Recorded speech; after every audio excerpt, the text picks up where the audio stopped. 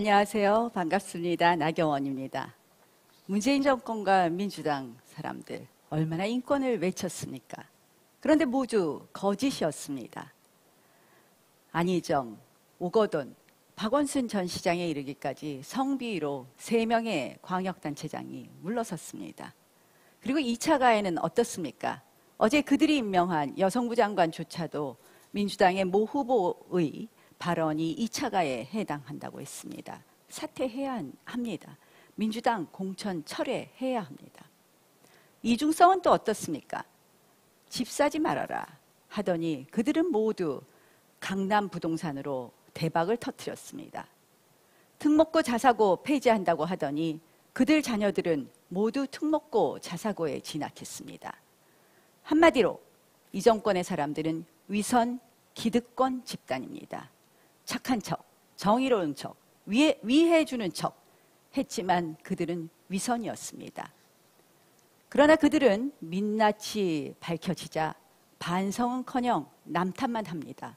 언론 탓, 그리고 전 정권 탓, 남 탓만 하고 있습니다. 이제 심판해야 됩니다. 견제해야 됩니다. 위선 기득권 집단의 서울이 아닌, 그들만의 패거리의 서울이 아닌 시민의 서울로 바꿔야 합니다. 그것이 상식의 회복입니다. 그리고 그것이 일상의 행복한 서울로 가는 길입니다. 미래로 가는 서울입니다. 파도가 잠잠할 때는 누구나 선장이 될 수 있습니다. 그러나 지금 위선의 정권의 파도, 오만과 독주의 풍랑 속에서는 노련한 선장이 필요합니다. 사선 정치인 저 나경원이 그 선장이 되어서 바로 잡겠습니다. 독하게 섬세하게 나경원이 서울부터 정권 교체하겠습니다. 어디서나 손쉽게 백신을 맞게 하겠다는 건데요. 사실 이 백신 문제 굉장히 심각합니다. 지금 전 세계 88개국에서 백신 예방접종이 이루어지고 있는데 지금 OECD 국가 중에서 우리나라가 꼴찌입니다. 저는 사실은 이제 서울시장이 되면 백신을 정말 정부에서 구하지 못한 거 제가 글로벌 네트워크 가동해서 백신 확보하러 뛰겠습니다.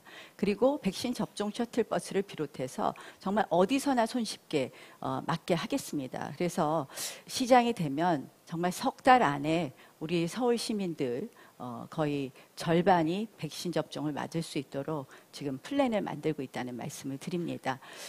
백신 접종이 늦어지면서 사실상 우리 경제가 회복되려면 한참 남았다고 생각하시죠? 네. 언제 정도까지 갈 것 같습니까? 저는 몇 년 걸린다고 생각합니다. 예. 네. 그런데 지금 공약을 보니까 대표적으로 자영업자들을 위한 공약이 분기별로 100만 원씩 주어서 2조 원 정도의 재원을 통해서 100만 원씩 지원하겠다 이렇게 네, 하셨습니다. 네. 2년 정도를 말씀하신 것 같아요. 네, 네.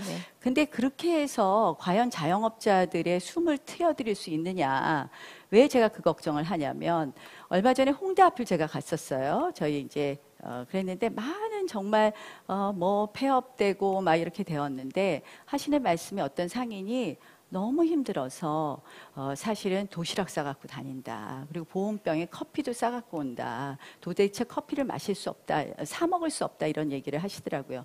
물론 이렇게 경제가 어려운 것은 저는 지금 이 정권은 모두 코로나 탓만 하지만 사실은 그 전에 소득주도 이미 성장 이게 문제가 많았죠. 예, 최저임금, 주 52시간 이런 소득주도 성장으로 인해서 이미 경제의 근간이 많이 무너지지 않았습니까? 그런데 이 엎친 데 덮친 격으로 지금 코로나로 인해서 이렇게 자영업자들이 어려운데 이 석 달에 100만 원씩 줘서 그들이 이 위기를 극복할 수 있다고 생각하십니까?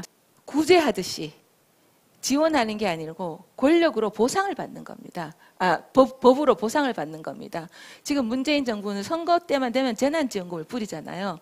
그게 아니고 이걸 권리로 해줘야 된다. 그래서 정부에서 하는 것을 서울시는 4조의 예산을 들여서 마중물로 더 하겠다. 그런 거고요.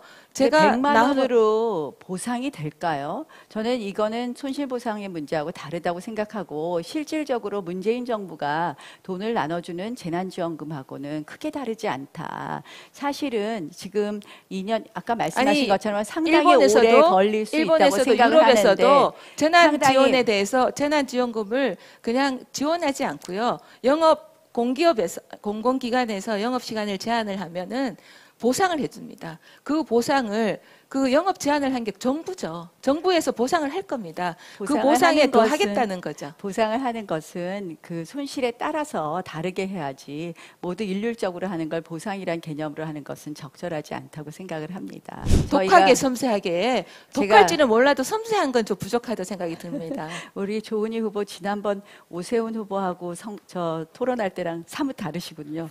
제가 네, 보니까 확실히 네. 1대 3인 것 같습니다.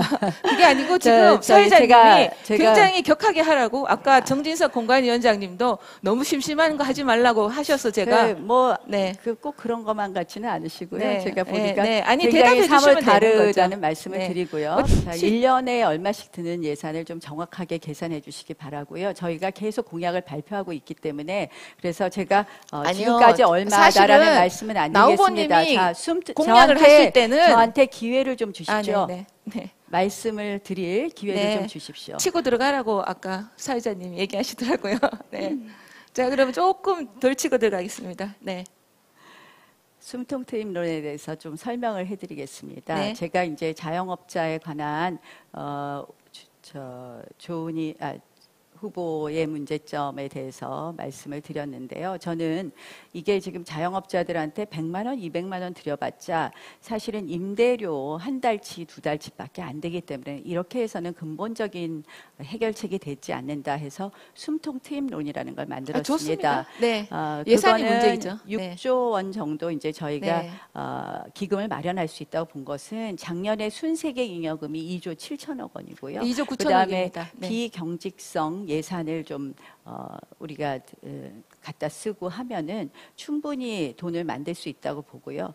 그 돈을 집어넣었을 때 원래 알고 15배까지 있습니다. 서울 네, 신용보증기금에서 대출이 아니, 가능합니다. 걱정을 많이 해주셨는데 네. 제가 하나하나 만들 때는 분명히 재원 계획을 가지고 있다는 말씀을 드리고요. 그럼 지금 말씀해 17조를 주셨어야죠. 어떻게 네. 계산하셨는지 잘 모르겠다는 말씀을 드립니다. 제가 그리고 생각나는 그대로 말씀드릴까요? 그리고 이제 지금 아동수당 그 20만 원씩 그게 제 말씀을 좀 750원? 들어보세요. 네. 아니 제가 재원을 제가 아동수당. 말씀드릴 수도 있어요. 조금 열기를 좀 시킬까요? 우리 네. 나 후보 좀 질문 있으신 것 같은데 하시죠. 아동수당 20만 원은 안철수 후보가 손주돌봄수당 20만 원을 이야기하셨습니다. 근데 실질적으로 지금 그래서 우리 안철수랑 똑같다는 거죠. 안철수 후보의 손주 돌봄이가 서쪽 거를 베껴갔는데 베껴가면서 이 할아버지 할머니들의 교육이 중요한 거를 도외시하고 돈만 얹었거든요. 그게 아니라요. 서쪽구가 20만 제가 원이거든요. 말씀드릴게요. 24만 원까지. 네. 서울에서 아이를 키우려면 지금 전 국민에게 20만 원씩 주지만 서울은 물가도 비싸고 서울의 생활 수준이 다릅니다. 적어도 집에서 아이를 키울 때 부모, 외할머니, 외할아버지, 친할머니, 친할아버지가 아니라 이모, 고모가 도와주실 수도 있고 그 돈을 통해서 아이의 정말 필요한 것을 쓸 수도 있습니다. 그 정도를 해야지 아이 키우기 좋은 서울이 된다는 이야기고요. 아동수당도 사실은 저출산 고령화 대책에도 매우 필요한 것입니다. 지금 우리나라 출산율이 급속도로 낮아져서 테드 클로스가 온 거죠. 0.9를 네. 보다도 그 0.9도 안 됩니다. 서울시는 출산율이 얼마인지 아십니까? 0.9도 안 됩니다. 0.772인가 알고 그렇습니다. 있습니다. 우리 0.9 너무 라고 숫자를 잘 얘기하셔서. 아시니까 저거 하시면 되겠습니다. 우리 시장이 물론 숫자를 정확하게 아는 것도 좋지만 그 숫자 세세한 거는 사실은 실무자들이 잘 알면 됩니다. 제가 실무자다. 그런데요. 그러면 예산 계획과 이제 제가 양육수당을 그렇게 도입한 것은 우리가 결혼하지 않고 아이를 낳지 않는 남자분들에게 물어봤을 때 1위가 양육비 부담입니다. 그래서 이 부분을 해결하는 건 매우 중요하다는 말씀을 드리고요. 5년 내에 65만 호를 짓겠다고 하셨습니다. 네. 아마 이제 조은희 후보께서는 이게 지금 너무 주택단이 심하니까 이번에는 좀 집을 많이 공급해야 되겠다 이런 아마 의욕이 굉장히 강하셨던 것 같아요. 그런 거 아닙니다. 저는 제가 일머리 있다고 그랬잖아요. 다 그래서 계산한 겁니다. 네. 5년에 65만 호를 하신다 그랬는데 네. 제가 계산했을 때는 5년 안에 65만 호는 좀 과다하다. 실질적으로 1년에 그러면은 10만 호가 넘는데 13만 호입니다. 네, 10만 호라고 그러셔가지고 13만 원인데 곱하기 5 하면 65만 호죠. 제가 좀 더 기다리겠습니다. 1년에 10만 호가 넘는데 이것이 과연 그리고 나서 그 위에 25층 아파트를 짓는다. 아파트를 짓는데 25층이면 2년이 훨씬 넘는데요. 과연 5년 안에 65만 가구를 지을 수 있을까 굉장히 의문이 됩니다. 저는 10년에 70만 호를 공급한다고 했습니다. 10년에 70만 호의 핵심은 뭐냐? 왜 10년으로 잡았느냐? 5년이라는 기간 동안에는 우리가 그렇게 빨리 아파트를 많이 공급하기가 어렵습니다. 그래서 제가 10년을 이야기했습니다. 왜냐하면 우리가 재정비 촉진구역을 지정하고 하더라도 인허가 아무리 스피드하게도 인허가 하고 그다음에 아파트 분양하고 하는 게 그리고 일시에 그렇게 많이 할 수 없습니다. 근데 그러면 그래서 재개발 제 설명을 좀 재건축에 들어보세요. 전체 몇 자, 년도로 보셨어요? 제 설명을 좀 들어보세요. 네. 한쪽으로 그걸 순환으로 해야지 한꺼번에 그렇게 하면 이주 아니요. 대책은 어떻게 재개발 합니까? 재건축의 전체 과정이 8단계가 있습니다.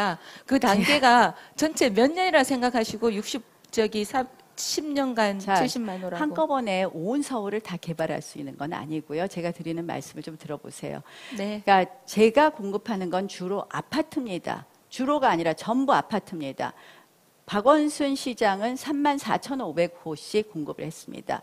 제 부동산 정책의 핵심은 원더풀입니다. 원하는 곳에 더 많이 지을 수 있도록 풀어주겠다. 그래서 재개발, 재건축의 각종 규제를 풀어주어서 민간이 공급하는 아파트 40만 호. 그리고 임대 아파트를 지어야 되지 않겠습니까?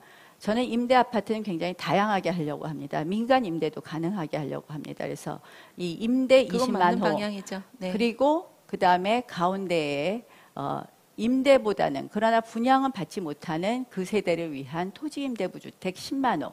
그렇게 해서 70만 호를 잡았습니다. 실질적으로 지금 어제 우리 자사고 폐지에 대해서 법원의 판결이 나오지 않았습니까? 네. 사실은 이 정부는 하향 평준화하는 교육을 계속 해왔습니다. 그래서 네. 결국 개천에서 용나는 기회를 막아버렸습니다.